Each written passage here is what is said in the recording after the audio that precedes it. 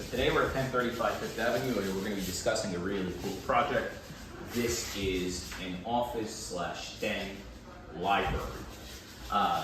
This project is cool because originally this was a 250 square foot room that was a den slash dining room that the owner wanted to create their own home office and also family room at the same time.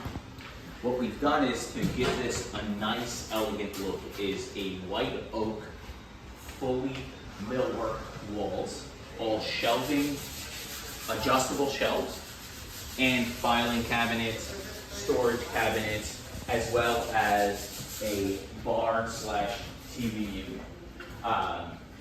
This room, once it's all going to be done, the only area you will see painted is going to be the ceilings and the beams.